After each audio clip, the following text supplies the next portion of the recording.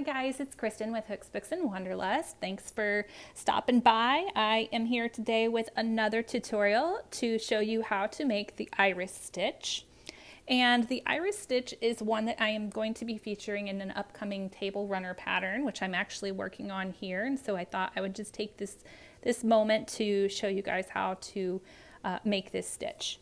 So I am working on top of the modified iris stitch, which I used to get me to transition from a chain mesh to the iris stitch. I will link that tutorial in the description box below for you guys because I do feel like this modified version mimics the look of the iris stitch without the bulk. So just a kind of a side note for that, to check out that tutorial as well. But if you are ready to jump in for the iris stitch, let's get going.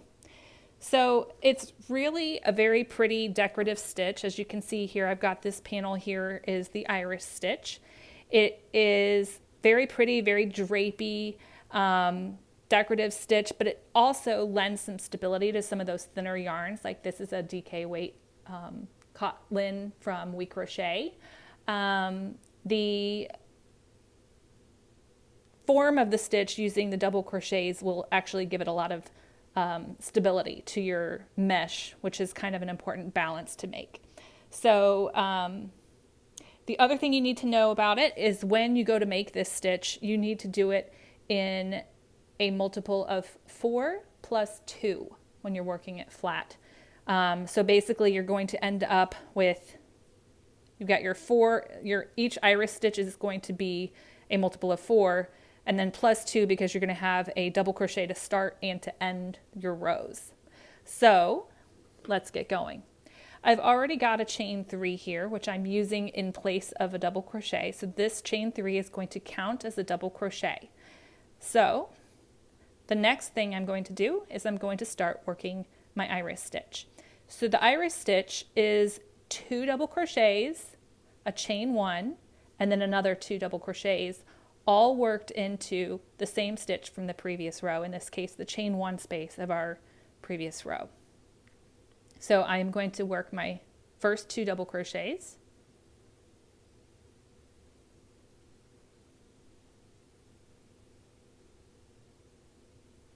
chain 1, and another 2 double crochets, all worked into the same chain 1 space from our iris stitch below, in the row below. So doing that is going to kind of spread out the blooms, I guess, of this iris stitch. It'll spread that out a little bit more, and that's what gives it this pretty kind of decorative look. So all you do once you're finished with one, you move right on into the next one. You're not going to double crochet anything into any of these other double crochet stitches. You're only going to be working into the chain 1 spaces all the way across. So we are going to, again, a pair of double crochets,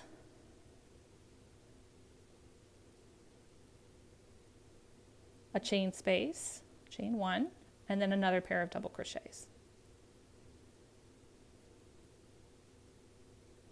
So our iris stitch is just 2 pairs of double crochets separated by a chain 1 space, all worked into the same stitch from the previous row.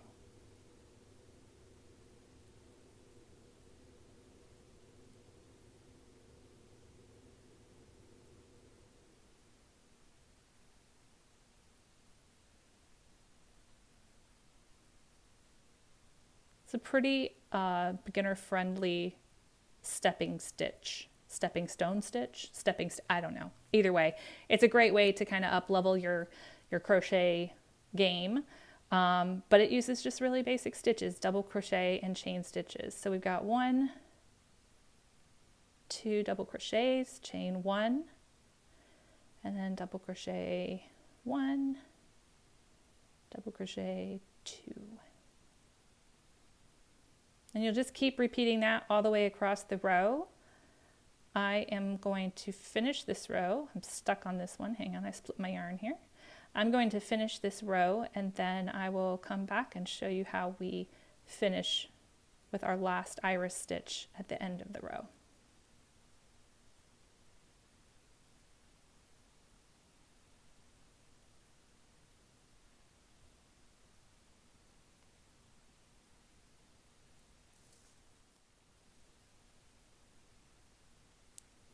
Okay, so I am almost done with my row of iris stitch here. I'm just working my very last iris stitch for this row into my very last chain one space from the previous row. And as I mentioned at the beginning of this video, to create this stitch you need a multiple of 4 plus 2, and that's because we begin and end each row of iris stitch with a double crochet. So I am going to finish my row by double crocheting into the last stitch of the previous row, which in this case is a single crochet. And so there you go.